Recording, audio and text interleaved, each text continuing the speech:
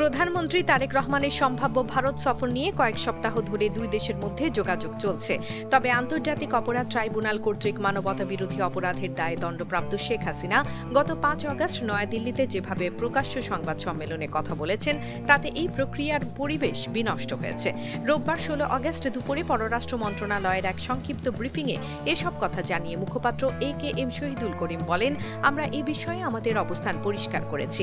আমরা মনে করি এই সফরের জন্য একটি অনুকূল পরিবেশ তৈরি করা প্রয়োজন। মানে ভালো, দামে সস্তা। আজই কিনুন জাদু ডিটারজেন্ট পাউডার। আপনার কাপড় হবে ঝকঝকে পরিষ্কার। MK international company. তিনি আরো বলেন, দ্বিপাক্ষিক প্রত্যর্পণ চুক্তি অনুযায়ী শেখ হাসিনা এবং অন্যান্য পলাতক অপরাধীদের দ্রুত ফেরত পাঠাতে এবং শহীদ শরীফ ওসমান হাদী হত্যাকাণ্ডে অভিযুক্ত ঘাতকদের বাংলাদেশের কাছে হস্তান্তর করতে ভারতীয় কর্তৃপক্ষের কাছে অনুরোধ জানানো হয়েছে। বাংলাদেশ এখন ভারতের জবাবের অপেক্ষায় আছে।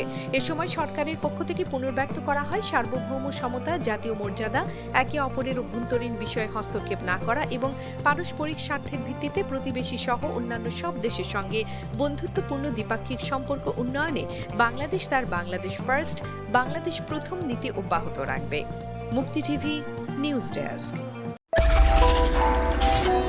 আপনারা দেখছেন আমেরিকা থেকে সম্প্রচারিত মুক্তি টিভি।